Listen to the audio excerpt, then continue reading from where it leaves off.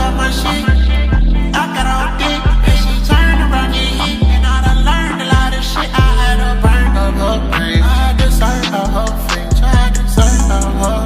I deserve her. I'm like, how we do your motherfucking speaker? I came through to get cheated. I don't rock a cheater. Woo! What's up, guys? It's your boy, Mr. I240. I'm back with another episode today. Like I told y'all in the last video, I thought I had an episode 51 spot slated, but I couldn't find the paper, so I just made up one on the fly. And I was just like, well, I might as well just talk about current issues before I get back on pace with the episode. And the title of this junk called Running. Hey, also, man, I want to continue to, hold up before I get started on y'all. Most important, I got to thank the Lord Jesus Christ. You know what I'm saying?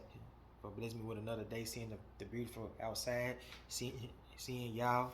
I want to thank him. You know what I'm saying? Because if it wasn't for him, I wouldn't be living. Y'all wouldn't be living. You know what I'm saying? So we just got to be very appreciative to it. And a lot of people don't want to be very appreciative of the Lord Jesus Christ at all. You know, ex-Brazil, they know. They tried them and they got spanked. You hear me? So they just how the game go.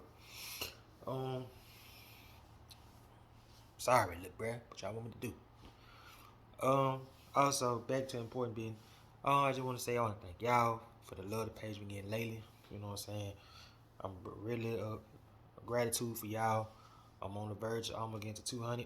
I'm at 148. So yes, I keep on because this is what I love to do, and I want to continue to give y'all bangers. You know what I'm saying? It ain't been easy to come up with these lately. You know what I'm saying? When I first started, it was just like wham wham wham, but now it's just like whoo.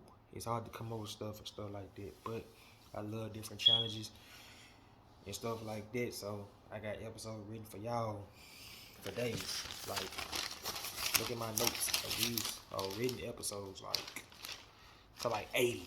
You know what I'm saying? Like, I got 8, like from 52 to 80. Like 51 to 80. I got written for y'all. So I love doing this. Also, what I'm gonna say. You know, WrestleMania's heating up and stuff like that. But speaking of that, let's just get to enough of me talking. Let's get to the first subject. The first subject I want to talk about, the boys are back in town. That's right. Sammy and Kevin are back friends again. Real true friendship too. Cause you gotta think about it. They was good friends in ROH when Sami Zayn was wearing a mask like he was Mexican. And Kevin Owens was just a chubby dude, no muscles, no nothing. Then I think they was rivals in ROH. Then of course Sammy moved on before Kevin did, rise to success in NXT. Even having one of the greatest rivals in NXT history with long nemesis, Adrian Neville, aka Pac. But it seemed like Sammy could never get the upper hand. Then, all of a sudden, he beat Pac. And in the meanwhile, on the same night, Kevin Owens was facing Juice Robinson, I forgot his character name at the time, where Juice Robinson daring to smack the hell out of Kevin Owens and bleeding. And Kevin Owens got the dub, of course. And then, you know, later on that night, Sammy won the championship against Adrian Neville. He crying, celebrating. Kevin come in the ring, hugging the man. Oh, I love you, bro. I love you, dog. I love you, bruh. Then, all of a sudden, they walking up the ramp. Oh, man, I love you. Wham!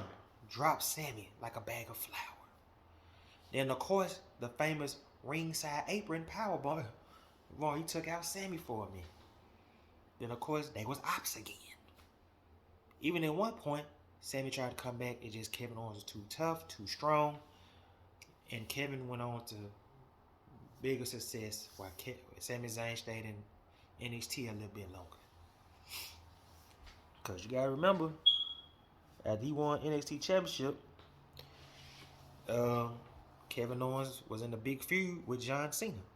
And John Cena chose to work with Kevin Owens.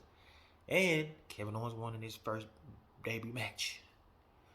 Then, of course, Sammy joined him on the main roster later after he lost to Shinsuke in NXT TakeOver. I forgot what was it, Dallas? I'm not sure if Dallas. No, it wasn't Dallas because they were the main roster together. I think it was the WrestleMania before that in 2016. So then they became ops again, where they had classic matches on Raw. I think Battleground. It was to the point where you were just getting tired of seeing Sami Zayn versus Kevin Owens. A lot. Like, they were having tremendous matches, but it was just like, all right, bro, I'm tired, bro. Like, chill out, bro. Like, and it just seemed like they were gonna be always twined together. It's like 1 minute they're ops, 1 minute they're friends. Just like when they teamed up in 2016, where they would act like they were trying to be in the tag team division, but you know, Kurt Angle ditched them, told you go for TNA, and they end up joining SmackDown, where they came, you know, coming against Shane McMahon and hating him and stuff like that. You know, they had the great tag match against, I think it was Randy Orton and Shinsuke. When Randy Orton and Shinsuke teamed up, that was a good build-up, underrated match too.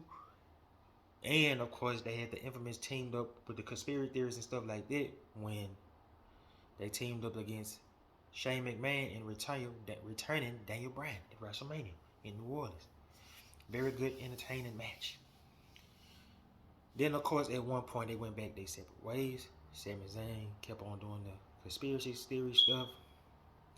Kevin Owens became Universal Champion, teaming up with Jericho in one of the greatest segment feuds, whatever they had of all time. Then they became friends again. But this time around, it was recent different. Because they thought at this point, they ain't been together in a long time. So,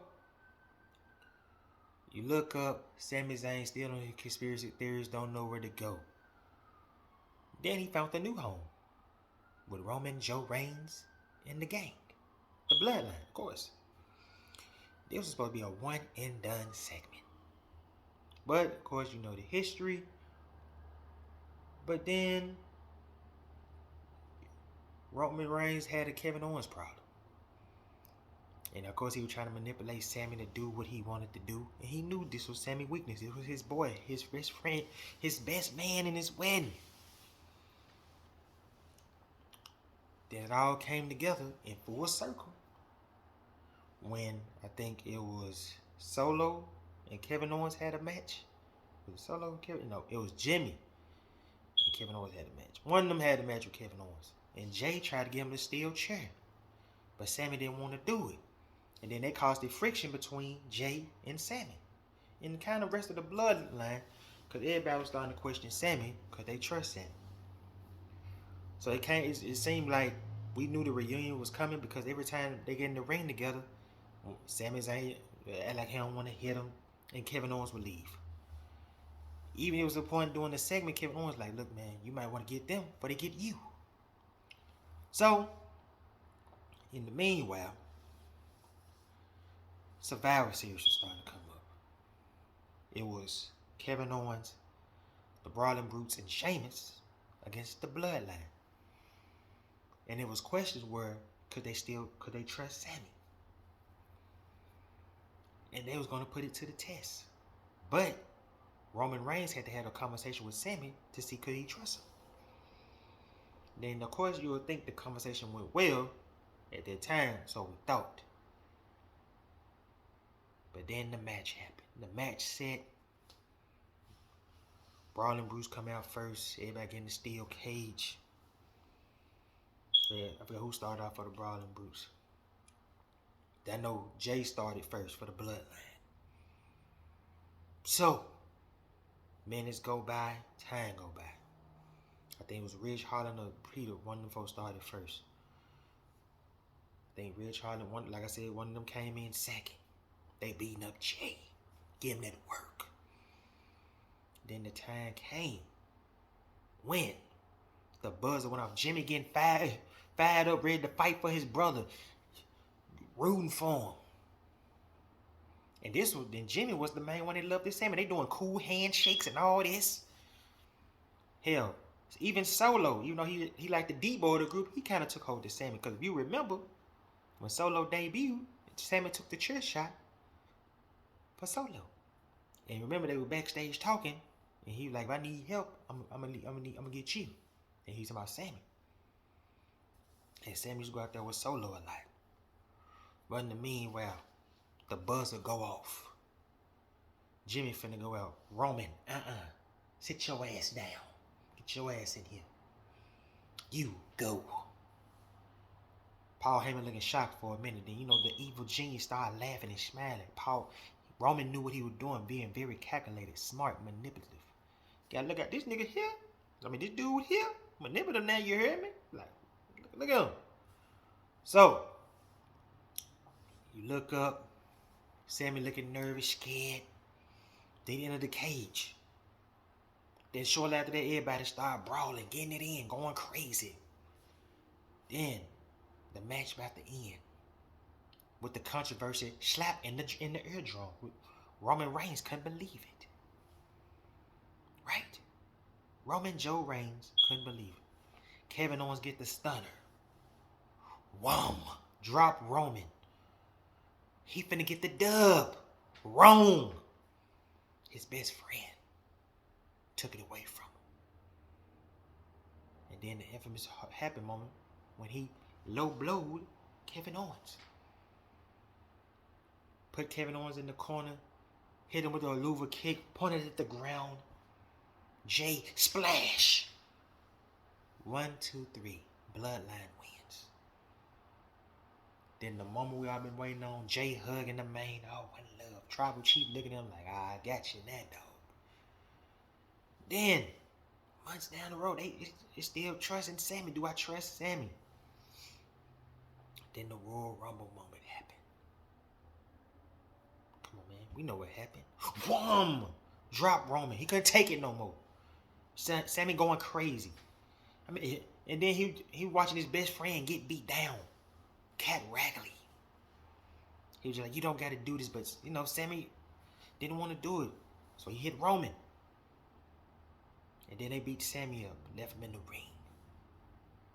Then Sammy started getting his shine, going for the title.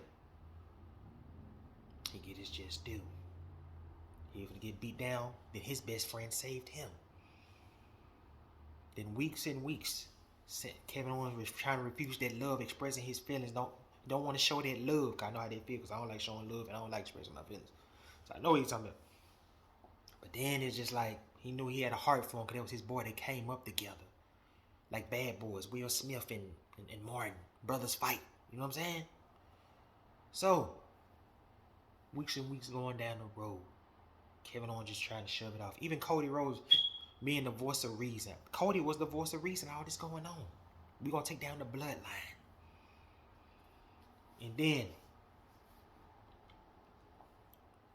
it finally happened. Especially after Jay betrayed Sammy. Sammy think he could join him. Are we the ones? Wham! Jay dropped him like a bag of flowers. Talking about he had no choice. He really didn't. Cause he didn't want to feel the wrath of Roman. And he didn't want Roman to hurt his younger brother. That's why he did it. So the bloodline is having cracks and stuff right now. Everybody going through it. Then this past SmackDown, they had the final segment before it all came together. Hey man, air it out, dog. Talk to me, bro. I'm sorry, bro. Come on, bro. Then Kevin Owens had to come in like, why would I team up with somebody that don't want to be my friend? And then the magic happened. Sammy and Jay having a conversation. But actually, Sammy hit him with the bar. You just mad you didn't hit Roman. You wish it was you.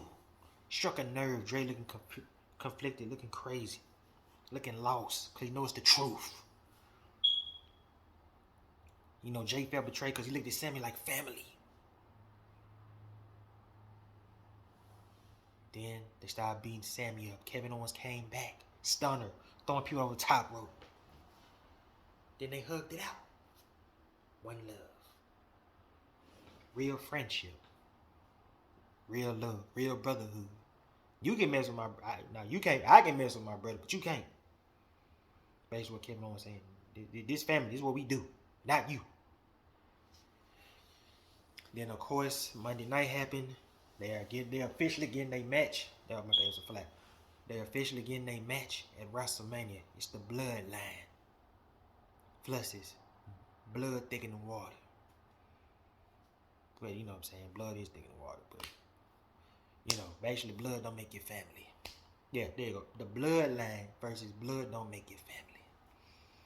Because real blood will stab you in the back. So, we're looking forward to the match. It's heating up. It's going to be a long video. I talked about it about 15 minutes, but who cares? So we're going to see where it go. We know Sami and Kevin Owens going to get the dub. And we know that Bloodline turn going to happen. Alright. Another subject. We are officially getting the original 4 at Double or Nothing. You got Maxim, you got MJF, Maxwell Jacob Freeman, the asshole, the shit talker, the most confident than the man himself. He might be Lucifer Jr. You know, I call Vince McMahon Lucifer. If Lucifer had a son, it'd be this dude. Because he don't care. He throwing water on kids. Come on, dog. I mean, he whooped his best friend like a slave. Like he was Kuta Kinte. That's tough. He'll assault anybody, throwing middle fingers to the kids, don't care. That thing I was on the phone with my home, but he was like, yeah, his mama said that's him. I just hope he tests the right one. Because somebody gonna try him. X69, he know. Oh, my bad. I'm sorry. Sorry, 6ix9ine fans, but just saying, bro. He's a Tony Khan original project. Young, fresh, one of the top 2 best wrestlers in the country with the Tribal Chief, #1. Then, of course, you got my boy, Jungle Boy, trying to make his own identity. Like Denzel Washington, trying to get out his father's shadow. Former tag team champion. Got rid of 2 dead weight motherfuckers off the team. Now he getting his push, his shine. Doing his thing. Just defeated Christian in the final burial. Even though it took that feud forever to end because Christian got hurt. But now he on the championship gold. Then of course you got Sammy Guevara. Young, flashy, young, talented Mexican kid from, I ain't gonna say Mexican, I don't know where he's from. You know, got one of the hottest chicks in the game. Trying to get away from Chris Jericho's shadow. He trying to bring the world championship back home to the Jericho Society. Then of course you got my favorite, Jeff Hardy 2.0, the Daredevil, Darby Allin, who been over since day one. Day one. The guy who been working hard out of all of them, beating Cody Rhodes for championships, teaming up with Sting, the legend, the MILF. Getting that toolage, that knowledge, becoming a better wrestler. Beating them all. Beat Joe twice. Beat Joe twice. Beat Joe. Okay? Then, you know, putting Ethan, feuding with Ethan Page and Scorpio Sky. Hell, had a coffin match with Ethan Page. Then we get a dream match between him and Jeff Hardy in a for Mayhem Classic. Like, this match is gonna be good because this is Tony Khan original 4. Oh, and also I got an episode on it called talking about the company top 4 wrestlers in each era. I might promote that today. I think y'all gonna love it, man. You know what I'm saying? Because we got to talk about these because you just giving me an idea, so we're gonna see. But anyway, then of course, but you gotta ask yourself out of the form when they first came to AEW, and I'm gonna be honest in each order, who was bound to win the championship first? Who was bound to win the championship first? I'm gonna be real. It was MJF. Because he showed you that he was a star from the start. He was arrogant. He was asshole. I mean, he had a big feud against his best friend. He won the little ring tournament, the little pinky ring tournament. He had a big security guard treating him like trash, like he Diesel. Then he formed this group with the Pinnacle, where he used Chris Jericho and learned from him, and then he turned on Jericho, and they had a big feud. And I think he beat Jericho in a one-on-one match. But before then, they had the little cage match or whatever it was, and MJF was on top of the cage, bleeding in front of the world, but he got the dub. He got the dub. So, and this is a young man that believes in himself. I gotta give him that. You know what I'm saying? He did interview Chris Van, whatever his name was, and he was talking about, I love John Cena, but is he in MJF? I love Brock Lesnar, but is he MJF? And you gotta remember, this dude was a security guard on NXT when Joe shoved the shit up. That's crazy, right? This young kid trying to get his recognition, putting his shine in. As much as I don't like the guy's asshole, but I gotta respect that he put his heart, blood, sweat, and tears into the craft. I mean, this dude work out every day. You gotta, when you great, you got a reason to be an asshole. I'm sorry, bro. Ex Kanye West, he know. And that boy asshole for real. So I can understand why MJF like this, cause he put in work in this. It's not like he just some dude. I'm great. I ain't even put in. He put in time day in and day out. Then you gotta remember, he was in a title feud with Jon Moxley. Moxley got the dub, but we all at one point thought MJF was gonna win. Come on now, like, I mean, he tried to help Brian Pillman Jr. get his career up in a part of this feud, but hey, whatever. Tried Brian Pillman Jr. He can go, but we gotta see what the skill, what the mic is. So he was bound to be champion at one point. It was bound to happen. Then of course MJF had the great feud, 6 months. See, that's what you call a feud. Not no 1 week, 2 weeks. No. That feud with Punk was almost 6 months of good material. And I think that was feud of the year. And if it wasn't, that's bullshit. But you keep it real. So he was bound to win the title. We all knew he was gonna win the title for Punk before Punk got hurt. Whatever. Then second who was able to win the title, it was Darby. Is Darby the best talker? No, but Darby has a gimmick or aura that relates to the people. You know, the face paint, nail polish, you know, Daredevil, I'm real, rock and roll, whatever. Bound for that.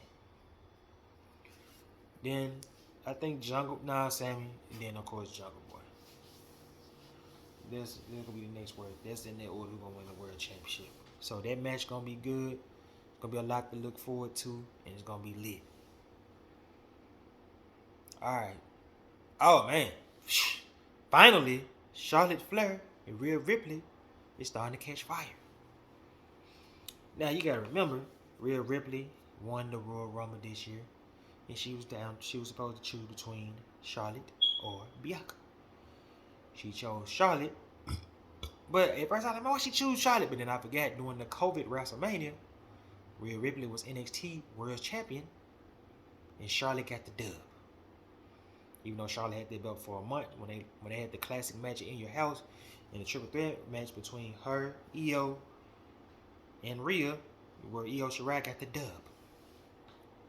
So years then flew back down apart, and it come back down to full circle. Because Rhea Ripley has been on the tear since she joined Judgment Day in the Edge era, and also in the Finn Balor era. She's been kicking ass and taking names. I mean, she had one of the best performances in the Royal Rumble, and that is a L on her. That is a big notch on her record that she never beat Charlotte Flair in the ring. And we know she gonna beat her, and it's gonna be in front of a crowd. I mean, if Rhea Ripley don't win the championship, I don't know. Cause I feel like they put they put the belt on Charlotte because then nobody want to see Ronda versus Rhea Ripley. Then nobody want to see that. Just being real. So I feel like they just rushed down and put the belt on Charlotte. And then the promos, they had been kind of intense, even though Charlotte hardly been hurt. They've been kind of good. Especially the last one, they had the little brawl. Charlotte kicking her ass, she kicking Charlotte's ass. They looking at each other, laughing and smiling. So that match then gained momentum. a lot of momentum right now. And because these the last 2 weeks, with I think SummerSlam next week, 2 weeks. I said SummerSlam. WrestleMania is like next week or 2 weeks, something like that. So it's gonna be crazy, off the chain. Like, get ready, buckle up your seatbelts. Rhea Ripley gonna get the dub. Mommy gonna take over. Speaking of WrestleMania, father versus son. Rey Mysterio versus Dominic. This match has been made, he's like, oh, this match been bound to happen for 17 years, 16, 18 years. Storyline wise, of course, because this is real father. Because if you remember, back in 2005, Eddie Guerrero and Rey Mysterio was once teammates, best friends, tag team champions at the time. But Eddie wanted a match at WrestleMania to see who's the better man. Then the match happened, back and forth, fast paced, high flying, technical skills. Rey get the dub. Eddie didn't like that. Then of course, they went on to defend the tag team championship a couple weeks later in London against Eminem, where Eddie walked out on his partner, left him hanging. Peace out. Then of course,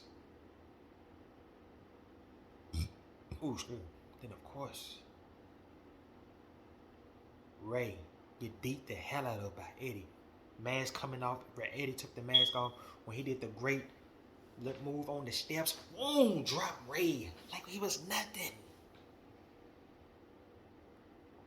Then they had the rematch. Great American Bash. No, Judgment Day. They had the rematch. Rey get the dub again, except it was a DQ. Then, in the meanwhile, Eddie was doing promos. And then he told Dominic, I'm your real father. Then, of course, they had the match, the custody of Dominic. Rey get the dub. Great classic ladder match. Then you speed it up 17 years later. You look at Dominic, you're like, damn, that boy do look like Eddie. Then, of course, him and his father tag teaming together against Seth Rollins, defending their family honor. Then, of course, they left Raw, went to SmackDown with Murphy still defending their family honor against Seth Rollins. Ended the Seth Rollins feud, even though after he fake poked Rey out, which was a kind of corny thing. That match sucked. Corny as hell. But they teaming up together, winning tag team championships. They had them for a while, and then the seed started happening after they lost the championships. There was in countless storylines. You know what I'm saying? And then Rey encountered, then shortly after that, he encountered the Judgment Day problem because one of his best friends, Edge, was into him. Then they started battling against the Judgment Day. Judgment Day was begging Dominic to beg for months.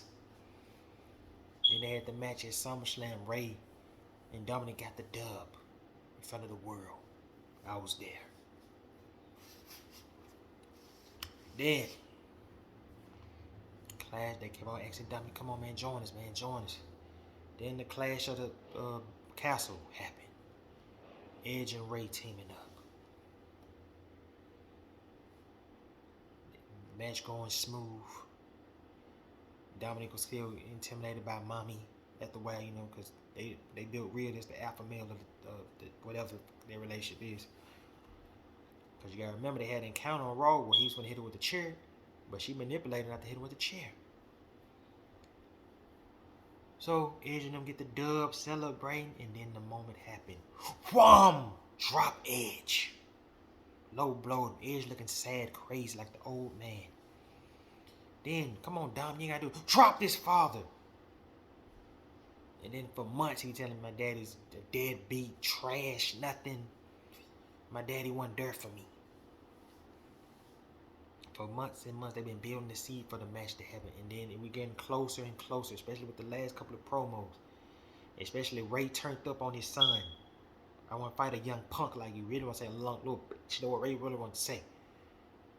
And then the promo before then, when they was in the ring talking, he was like, I should have been Eddie's kid or whatever the hell he said. That hurt Ray pride. Then Dominic tried to go for Ray. Ray countered it and threw him over the ropes. And now, even it got to a point where they showed up to Ray's house where Ray wife slapped mommy. Slapped her like nothing. Wham! You know, because she got tired of folks attacking her husband for months and months, beating him up. But recent, Dom said they deleted him from the family group chat. And he gonna confront them on SmackDown. So that's when the match gonna officially be booked. Father versus son. This might be better than Vince and Shane. And that was a good match. Except one problem, and I'm gonna talk about that on the episode I just wrote not that long ago. But his mama pretended to be in a coma. Alright, look, bro. Whatever. So, but the match itself gonna be good. It's gonna be great. It's gonna be beautiful. It's gonna be lit. Alright. I'm running through these jumps. I'm already on the fifth one? Yep, fifth one. Edge and Finn Balor has been lit. I'm gonna be real. Edge and Finn Balor, I'm gonna be saying this might be a unpopular opinion. Edge and Finn Balor has been better than AJ versus Edge. I don't know if this the chemistry right, I don't know, but Finn Balor versus AJ has been fun to watch.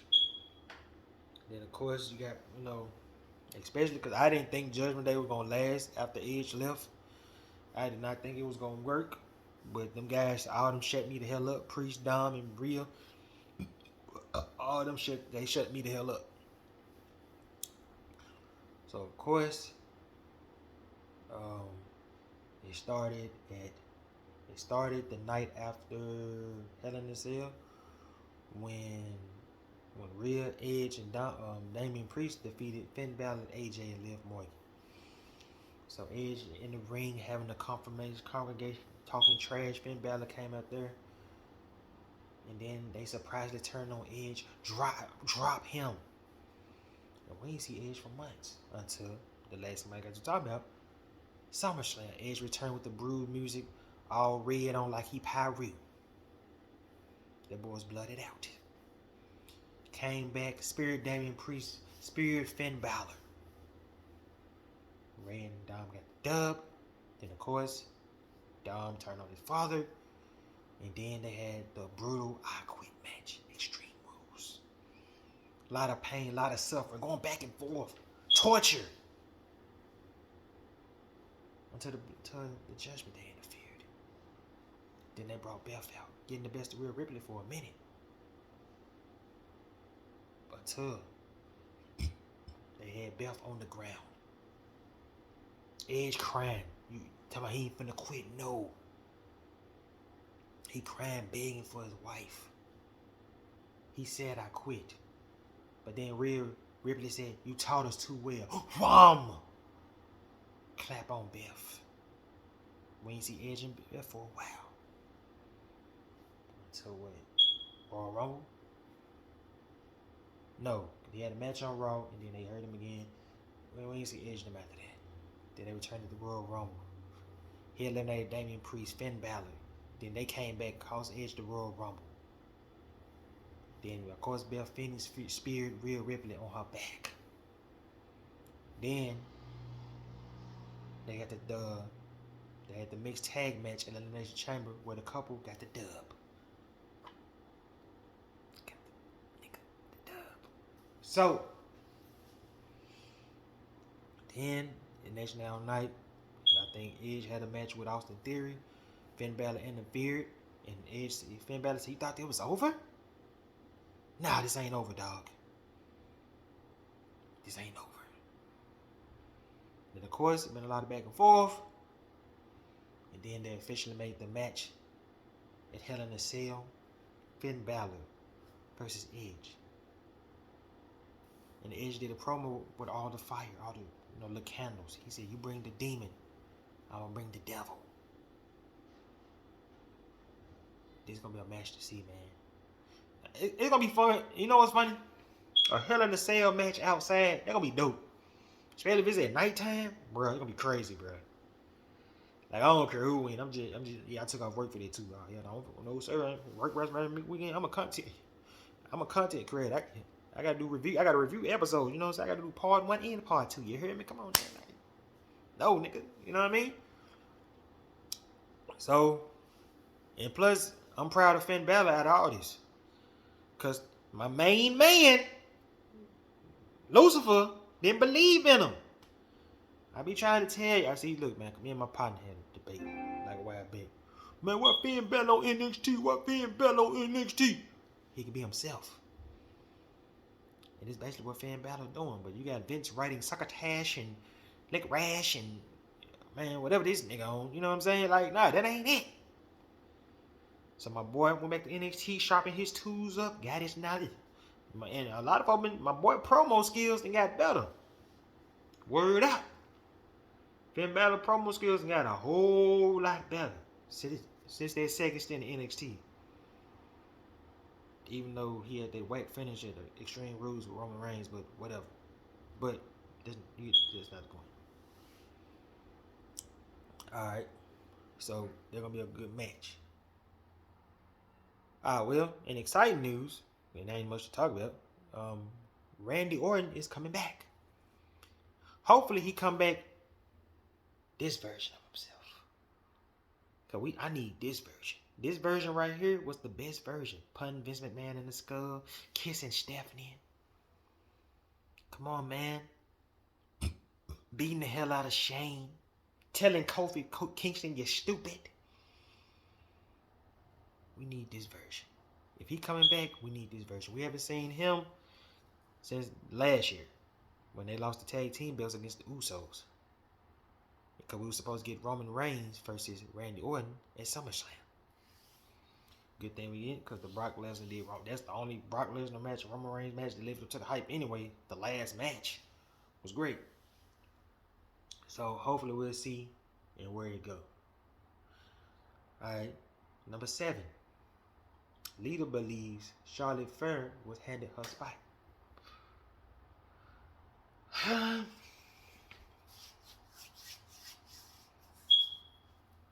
I can say it probably was handed to her. I can say that a little bit because I feel like, Charlotte won that belt so many goddamn times.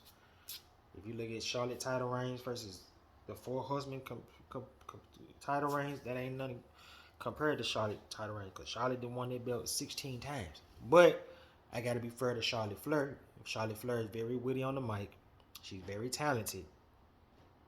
Like, she's very great. So I can see that she probably got her shine because of that, but then she showed the world that she did it on her own. Yeah, there were times her father was around and stuff like that, but they wanted to make it more about her. And Rick wanted her to get her own shine, and Charlotte wanted to get her own shine. So I can say it is 50-50 that she got it handed to her. You know what I'm saying? But Charlotte proved that she didn't. But I can see why Lita would say that. You know what I'm saying? So it's not I don't disagree nor agree, but it's just like I can see why she said that. Then the last subject. Did this motherfucker quit on us? Bray. What's going on, brother? I know why you left. You say you got injuries and stuff like that. I take your word for it. But I don't believe you left because of that. I know why you left. I ain't even got to. No, I'm going to say it anyway. My main man right here is like you can't get away from him. It's like the devil himself. You can't get away from him. He always going to be around. He heard that Vince was coming back and stuff. Bray like, nah, bro, I got a piece out. Bray Wyatt was supposed to be doing road shows. Him and Bobby Lashley having a decent build-up promo. Man, being creative. For me, man, Bray Wyatt come back sucking. It's like, bro, look, man, this is how that man create. This is how that man work. It works. You might think it sucked, but it works. The fans responded. Now, that Lights Out match with LA Knight, that was just trash garbage. They should have just did a regular match. But my boy Comeback been pretty cool for me. It's storytelling. You know what I'm saying? Hell, I had a segment I had to scratch off and put Finn Balor on the edge. This say, was Bobby? No, it was another segment. I'm sorry. But we look up, man. Bray Wyatt, did he do the Stone Cold on this? Damn. Now, I understand why Stone Cold left. Because he ain't like creatively. He didn't want to put Brock Lesnar over for free. Everybody think like, man, he hate Brock Lesnar. He didn't want to do that. No.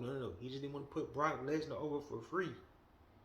We looked up, this dude just gone. Talking about he cleared, he hurt. And it's like, bruh, you get on this great build up. Bobby Lashley mad as hell. We ain't seen Bobby Lashley in 2 weeks. It was going good. Muscle Man dance and all that. She's like, bruh, Bobby was willing to work with you, bruh. Brock Lesnar won. I can't wait to get to his episode, boy. Woo, after this episode be 3 hours time, I can't wait to get to the episode. Boy, nigga, boy, Wrestler of the Year. Boy. Alright. But it sucks not seeing Bray Wyatt on TV this close to WrestleMania. I'm looking forward to him and Bobby Lashley, but we'll see what time goes and see how it is. But look, that's it for this episode, man. I love y'all. I'm for the chill, edit this bad boy. This y'all like almost 40 minutes long. But it is what it is. I love y'all. I'm out. Peace. Just let me talk my shit. I got all dick, and she turned around and and I done learned a lot of shit. I had her burned up her brain. I deserve a whole thing. I deserve a whole. I'm like, how we do